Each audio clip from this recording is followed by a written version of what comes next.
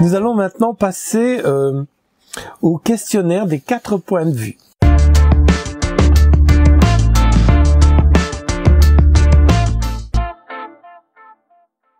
Irène Grosjean, comment vous sentez-vous là?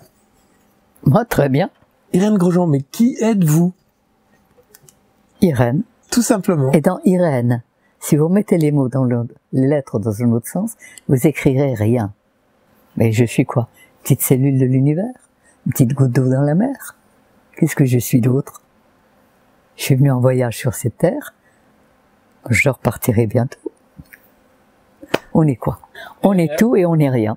Irène Grosjean, quelle est votre raison d'être sur cette planète? J'en sais rien. Rien. Je sais pas. Je fais ce que j'ai à faire. Je fais ce que je sens. Ce que vous sentez, c'est votre raison d'être. C'est quoi? C'est exactement. la mission, c'est soigner, c'est transmettre. Je pense que oui. Peut-être j'ai la chance de faire ce que je fais. Et je remercie la vie tous les jours de pouvoir le faire. Mais vous dites aussi que chaque être humain a une mission sur Terre. Je pense qu'on est tous faits pour quelque chose. On a tous quelque chose de particulier. Et il n'y a pas une personne plus importante que l'autre. On est tous complémentaires.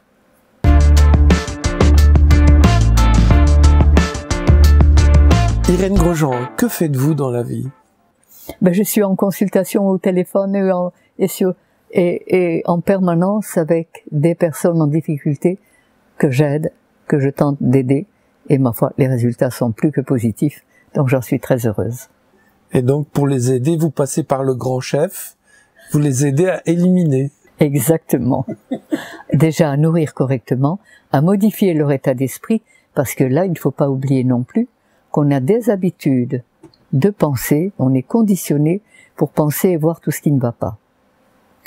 Et comme la pensée crée, tout ce que je crois, tout ce que je crains, je le crée. Donc il faut réapprendre à penser à ce que l'on souhaite, pas à ce que l'on craint. Qu'est-ce que j'apprends aux gens? Eh bien à se nourrir correctement, à éliminer tout ce qu'ils peuvent de toxique, et puis à repenser et à vivre le plus heureusement possible. Et quel est votre objectif principal? Faire passer ce message au plus grand monde. D'accord. Et les résultats que vous espérez obtenir? Ben, le plus possible de gens heureux et en forme.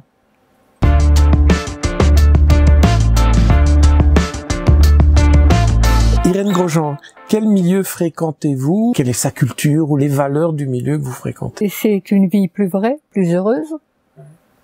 Parce que quand vous êtes bien dans votre tête, dans votre cœur, que vous avez un corps qui ne souffre pas, qui va bien, vous voulez quoi de plus?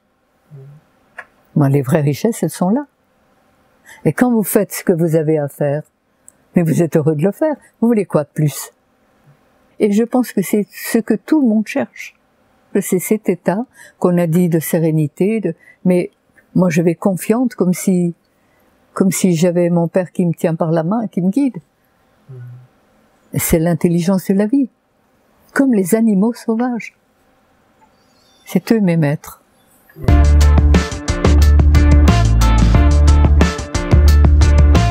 Quel est votre point de vue sur le monde actuel?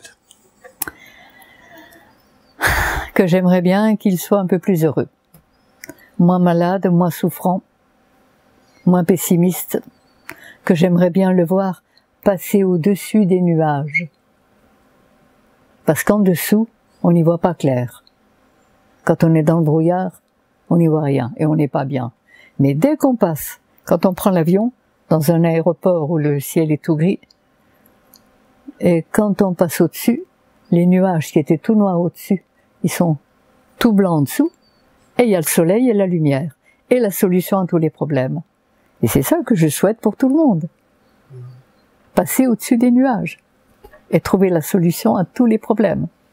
La maladie n'existe pas, la pauvreté n'existe pas. Ce sont des états que nous nous sommes créés inconsciemment, parce que on est dans une grande ignorance de la beauté, de la merveille et des lois splendides de la vie.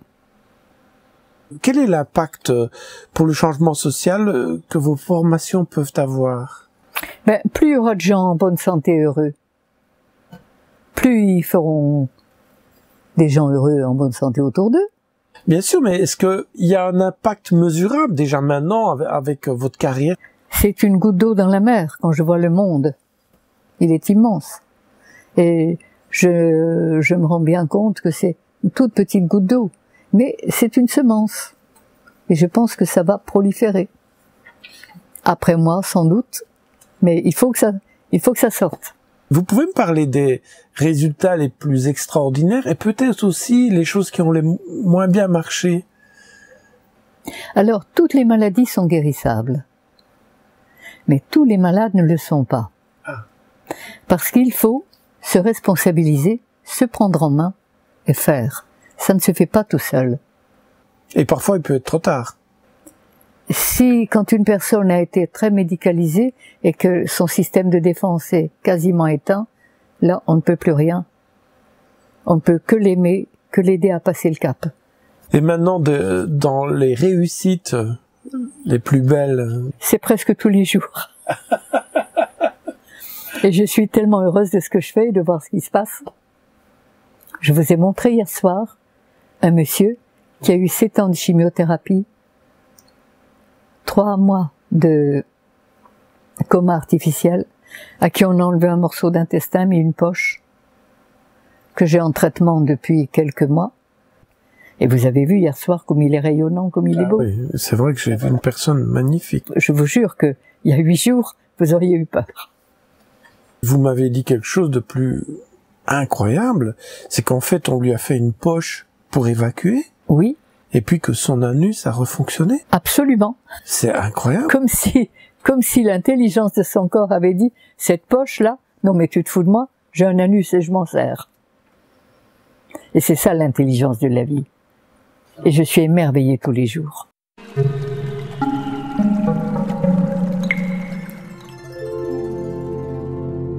Dans cette partie, nous allons parler de la démocratie éthique et j'aimerais bien avoir votre point de vue sur les petites présentations rapides, extrêmement rapides que je vais vous proposer. Alors la démocratie éthique, qu'est-ce que c'est? C'est avant tout une autre manière de penser le monde.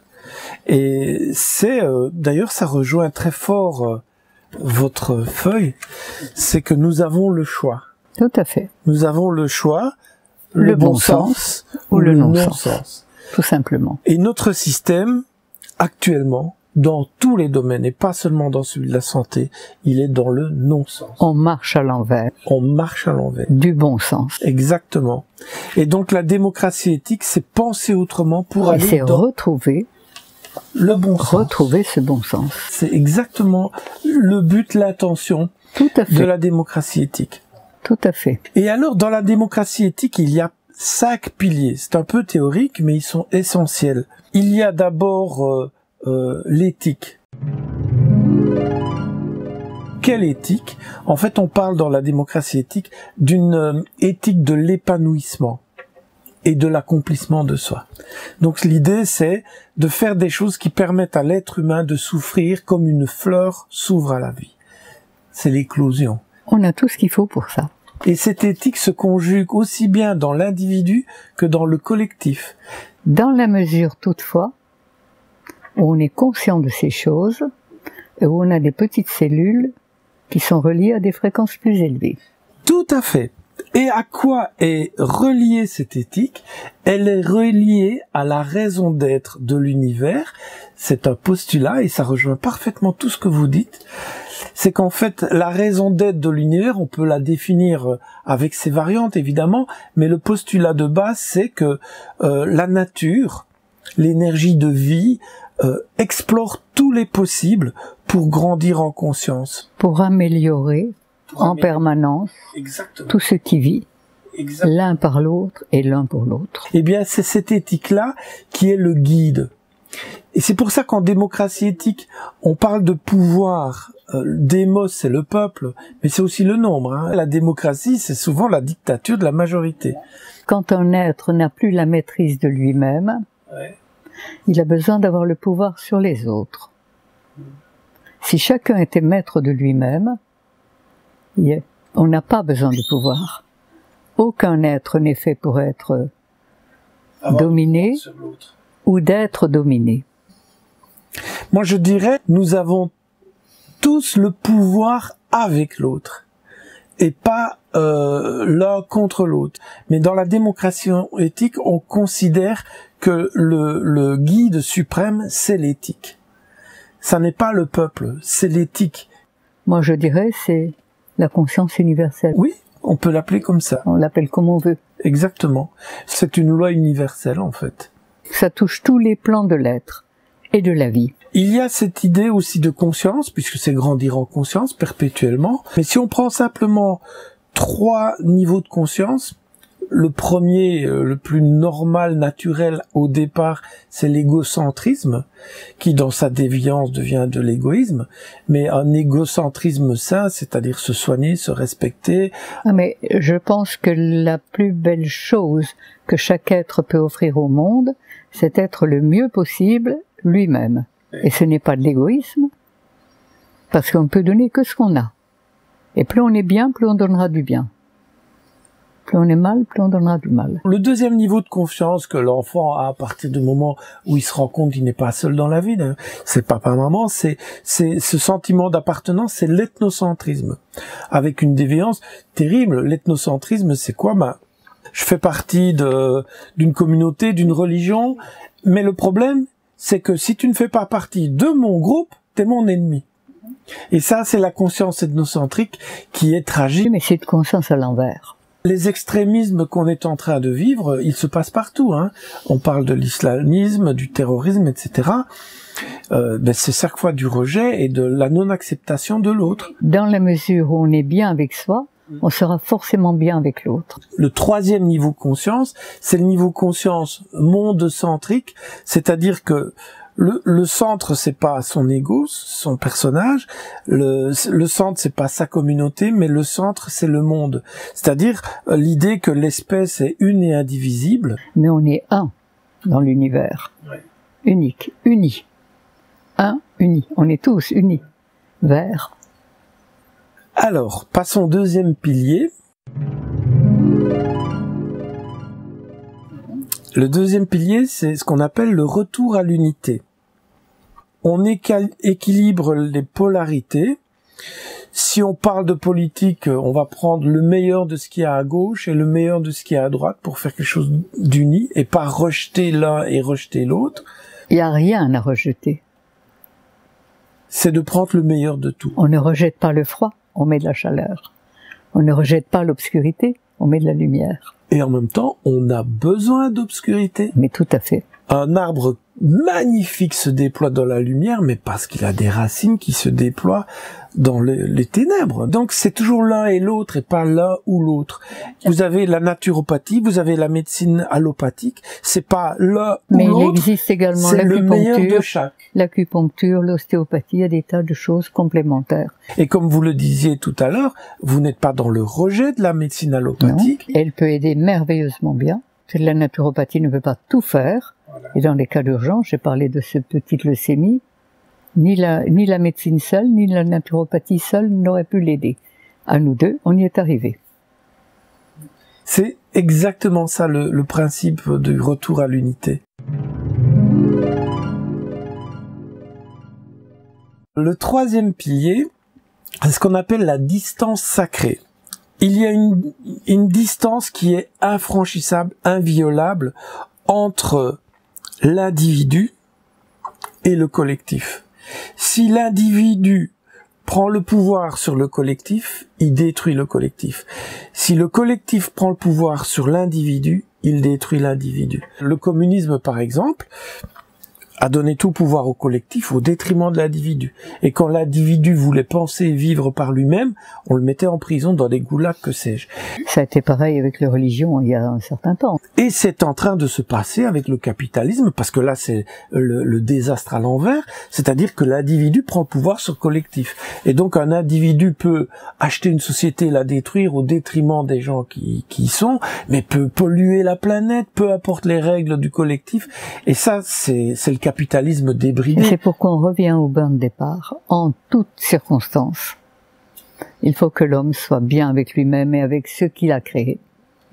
Et si chacun est bien avec lui-même et avec ce qu'il a créé, c'est forcément l'harmonie la plus parfaite.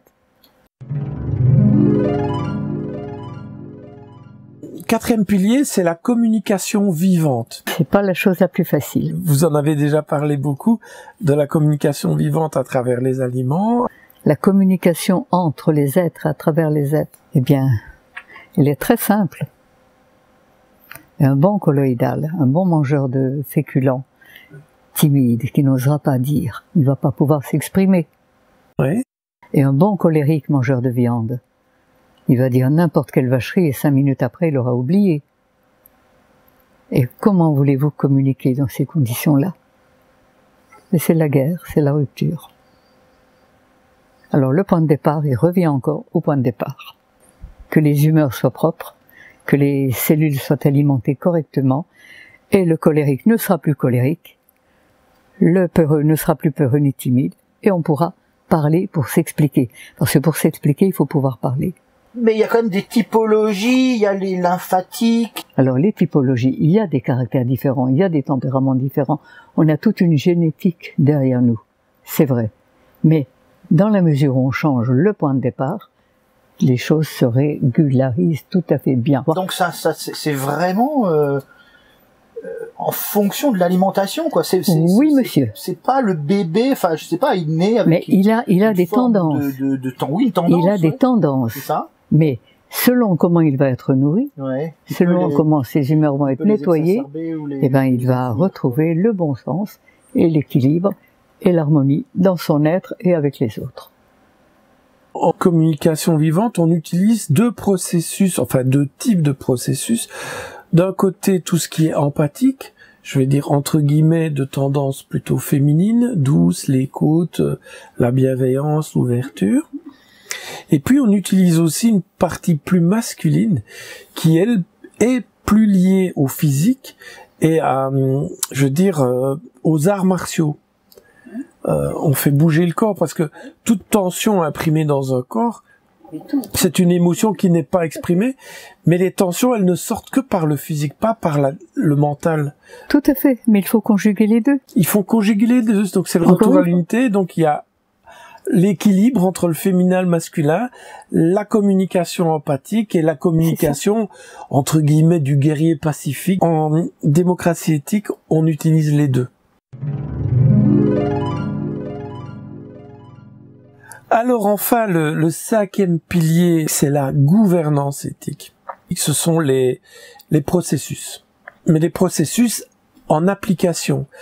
Par exemple, dès lors qu'il y a une société, une entreprise, on parle de raison d'être de la société, quelle est sa mission, sa raison d'être première, et il faut qu'elle soit en phase avec l'éthique de l'épanouissement. Donc si la raison d'être c'est, voilà, moi j'ai une société avec comme raison d'être de soigner, de guérir et d'apporter le bonheur, la joie, formidable, c'est en relation avec l'éthique. Si la raison d'être de la société c'est je veux faire un maximum d'argent, maximiser le profit des actionnaires, ça n'est pas l'éthique. Et je vendrai n'importe quoi pourvu que ce soit rentable. Exactement. Et je détruirai ma vie, celle de mes enfants, celle de la terre, mais c'est rentable, alors ça ira bien. C'est pour ça que la raison d'être de toute organisation, toute collectivité, toute entreprise, toute association doit être liée à cette raison d'être éthique de la vie, qui est celle des lois naturelles. Alors, dans la gouvernance éthique, en fait, on sépare le pouvoir de décision avec le pouvoir d'exécution. En gros, le pouvoir de décision, il est partagé. à part égale. Donc on va demander aux gens qui sont impactés par une décision s'ils ont une objection. Et on va leur demander, s'ils ont une objection, de transformer l'objection en proposition pour améliorer la proposition. Et l'idée, c'est qu'au final, il n'y ait plus aucune objection. Tout le monde soit d'accord. Voilà, tout le monde se met d'accord, mais en partant de l'idée, non pas est-ce que tu es d'accord, mais plutôt de l'idée, est-ce que tu ne peux pas vivre avec cette décision? Et donc, ça permet à la personne de s'interroger quelle est sa limite de tolérance, qu'est-ce qu'elle peut accepter, est-ce que c'est lié à une préférence, à un désir ou à une valeur? Et là, à ce moment-là, la personne s'engage naturellement dans un chemin de réflexion et aussi d'éclosion. Parce qu'elle va aussi prendre conscience des besoins des autres et vouloir peut-être les partager, etc. Donc il y a des processus où le pouvoir est absolument partagé d'une manière, j'ai envie de dire absolue, puisque le but final c'est qu'il y ait zéro objection. Et comme l'objection a pour objectif d'être transformée en proposition, ce sont des processus créatifs. Et chacun devient co-créateur de la décision. C'est notre rôle. Nous sommes co-créateurs de l'univers. En même temps, dans la gouvernance éthique, il y a le pouvoir d'exécution. C'est-à-dire le pouvoir d'exécution, c'est que il y a une forme de hiérarchie, qui est un gros mot pour les gens qui ont été blessés, dans la hiérarchie de destruction et de démotivation, celle qu'on vit dans la plupart des systèmes actuels.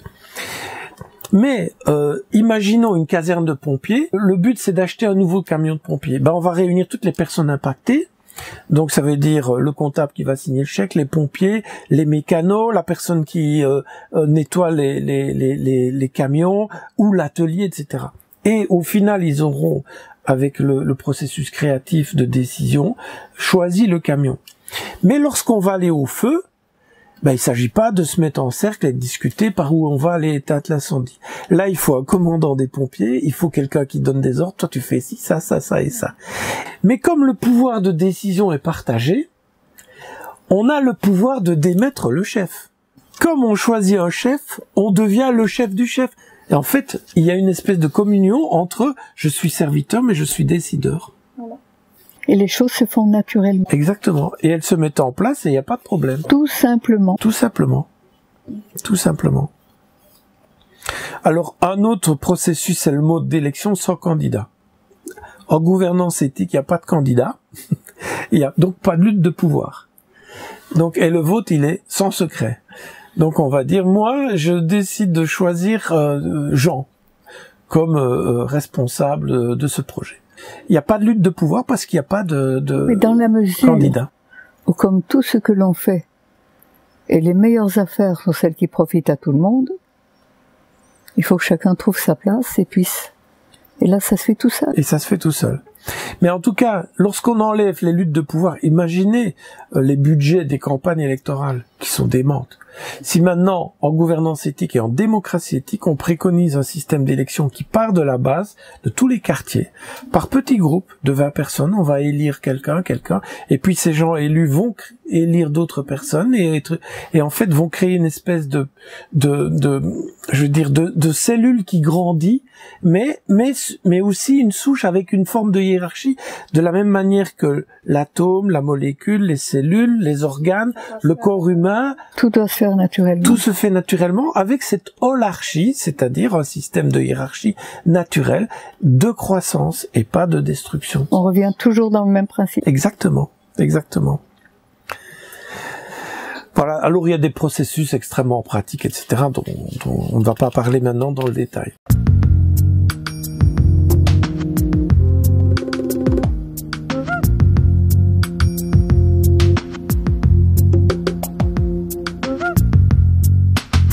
Dans la démocratie éthique, il y a des propositions concrètes pour un nouveau programme politique, système politique, c'est-à-dire un nouveau système financier révolutionnaire, mais basé sur l'être humain. Vous savez, ici, le système financier, au départ, c'était l'or qui était la référence, c'est devenu le dollar, c'est-à-dire du vent, et les gens qui sont propriétaires du dollar, ça n'est pas les États-Unis d'Amérique, c'est une société privée qui appartient à 300 personnes. Alors, les véritables richesses elles ne s'achètent pas. C'est-à-dire? Eh bien, les véritables richesses, c'est les richesses de la vie. Et quand on possède ces richesses de la vie, quand on a une vraie santé, quand on a une vraie conscience, on ne peut faire que ce qui est fait pour nous, qui nous rend heureux. Et si chacun en fait autant, il n'y a plus ce genre de problème. Ça n'existe pas. C'est vrai. Parce que l'argent, c'est bien. Il faut quand même pas oublier qu'on n'achète pas tout avec l'argent. Ça, c'est clair. On achète une maison, pas un foyer. On achète du sexe, mais pas l'amour. On achète des procès, mais pas la justice. On achète des médicaments, pas la santé. On achète des distractions, pas le bonheur. Et les vraies richesses, elles sont le lot de tous les gens qui respectent les lois de la vie. Ce qui ne veut pas dire qu'on n'a pas besoin d'argent. L'argent est nécessaire, c'est un moyen. Et quand ce moyen sert la vie, il est béni et il arrive. Même beaucoup plus qu'on en a besoin souvent. Mais il va servir la vie. Alors c'est parfait. Mais si on ne sert pas la vie, on va être pauvre sur tous les plans. Et c'est pas la loi d'abondance. Non, ça c'est clair. La loi d'abondance, c'est quand on sert la vie. Et comme vous le dites, l'argent c'est bien, c'est un échange. C'est un échange. Mais à partir du moment où on donne une valeur à l'argent, oui, c'est-à-dire qu'on va faire de l'argent juste avec de l'argent, on part à l'envers. Et dans la démocratie éthique, on veut que ce moyen d'échange ne soit qu'un moyen d'échange. Et donc, par exemple, il n'est pas question de faire des intérêts. Des intérêts sur de l'argent, c'est un non-sens. Si vous mettez un lingot d'or dans un coffre-fort, vous revenez dans 10 ans, votre lingot d'or sera lingot d'or. Il n'aura pas des intérêts. Et il n'aura pas diminué non plus.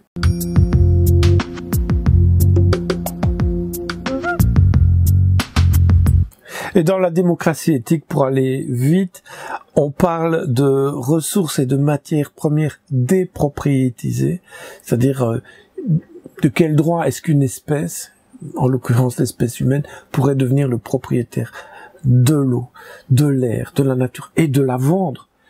Tout ça, ça marche à l'envers. C'est le diable qui dirige tout ça. Vous l'appelez comme vous voulez. C'est l'intelligence inversée. Lisez ce que dit Steve Jobs avant de mourir sur son lit d'hôpital. Ça vous informera. Oui, il disait en l'occurrence que... qu'il a été très riche. Oui. Mais qu'il ne va rien emporter. Et qu'à 56 ans, quand il est en face de sa mort imminente, il se rend compte qu'il n'a pas vécu ce qu'il devait vivre. Alors les véritables richesses, elles sont là. Et il se rend compte qu'il ne les a pas vécues.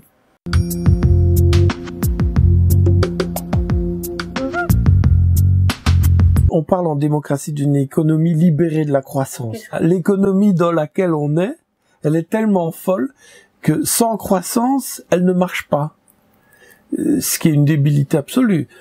Une véritable économie pourrait marcher. Et elle marche naturellement sans croissance. Tout à fait.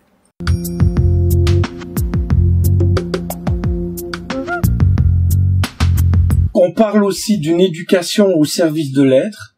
On parle des rituels qui structurent, qui sont laïques, qui sont pas religieux dans le sens formaté. Mais pour marquer les grands moments de l'existence, ça n'existe plus des moments d'initiation comme ça se faisait avant. On parle d'un service de contribution universelle qui est suivi d'un revenu universel. On parle de la transparence des médias, de la publicité pour une information éthique et pas orientée finance. On parle d'une médecine globale intégrative pour le bien-être et la santé. On parle d'une écologie évolutive mais aussi enrichie des nouvelles technologies. On parle des religions et des philosophies comme des moyens pour une finalité commune. Voilà, ça ce sont les quelques principes vers le programme de la démocratie éthique.